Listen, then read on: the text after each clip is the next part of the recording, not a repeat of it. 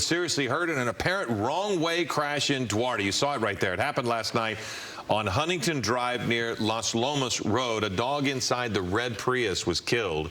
Crews had to use the jaws of life to get the driver out. Another person was also taken to the hospital. And a scary smash-and-grab robbery at David's Jewelers in El Monte. Security cameras yesterday caught a group of thieves smashing the glass with hammers and taking all they could carry. Several employees were seen throwing items at them and chasing after them. The thieves took off in a truck. It is unclear how much jewelry they got away with. The average price at the pump in L.A. County has reached its highest level ever. It's $6.09 a gallon. That's on average, and it's not the only spot where we're seeing record high prices. Eyewitness News reporter Rachel Brown has the latest numbers across Southern California. The average price now for a regular gallon of gas in L.A. County is at $6.09. Some other California counties averaging even higher than that. But according to AAA, gas prices in L.A. County have increased 21 consecutive days, increasing more than 30 cents since late April. Drivers in L.A. County paying 28 cents higher per gallon than 1 month ago and $1.09 more per gallon than 1 year ago.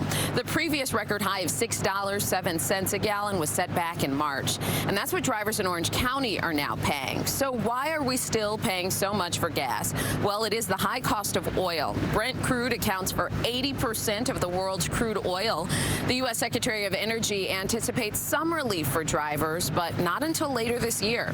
The Department of Energy oversees an independent organization called the Energy Information Agency, and they project what the cost of gas is going to be, what the cost of oil is going to be, and they're projecting past this summer that it will get down on average to $4 a gallon, and that's across the country. California is more expensive. The gas tax is more expensive in California, but that's not until later. And it's the same deal in Riverside and Ventura counties. They are also seeing record highs this morning, averaging about $6 per gallon. Reporting in Glendale, Rachel Brown, ABC 7 Eyewitness News. Thank you, Rachel. The U.S. Soccer Federation has agreed to pay its men's and women's teams equally. This is all part of 2 collective bargaining agreements that will expire in 2028. As part of the deals, players will be paid equally for all competitions, including their respective World Cups. The teams will split broadcast and sponsorship revenues 50-50. This all comes after a landmark $24 million settlement in February between U.S. women's soccer players and the Soccer Federation. About time. Results from Pennsylvania's Senate Republican primary, including celebrity Dr. Mehmet Oz, are still too close to call. The hotly contested race is seen as a bellwether for former President Trump's influence on the party. ABC's Rachel Scott has the details. This morning, all eyes on Pennsylvania's Republican Senate primary. Have a result tonight. We can see the path ahead. David McCormick locked in a tight race with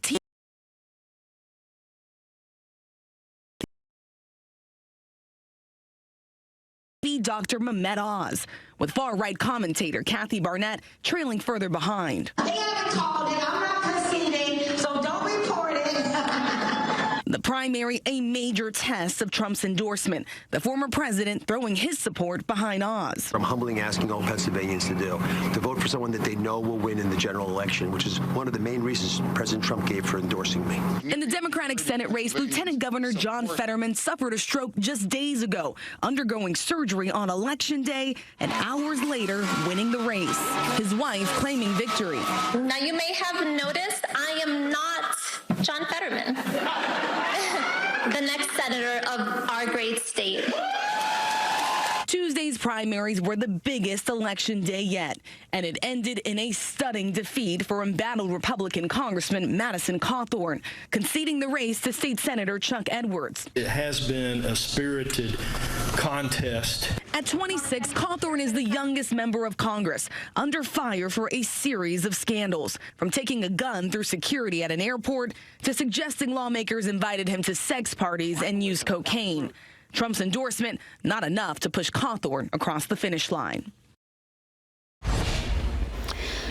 Let's take a look at the Dow right now. On Wall Street, it's down big, over 3%. Look at the drop there. The number is daunting, that down 1,089. This is really driven by shares in retail industry. The decline is part of Target stock, which has dropped 25%. On a weak first quarter report showed inflation had really eroded their profits. The news follows a gloomy outlook from Walmart yesterday, which saw its shares fall 11%, their largest one-day drop since 1987. And it's really unfortunate because, you know, yesterday was a pretty good day, but then you see today just really the bottom fell out of the market at 31,570. Yeah, sure did. Okay, to our weather, not gloomy at all. A nice week ahead, right, Alex? Absolutely. A little bit gloomy in the morning, and then by the afternoon, the skies are going to clear. The May gray will eventually go away. This was this morning from the Malibu area, a very strong marine layer. Again today, I think the depth was at about 1,500 to about 1,800 feet.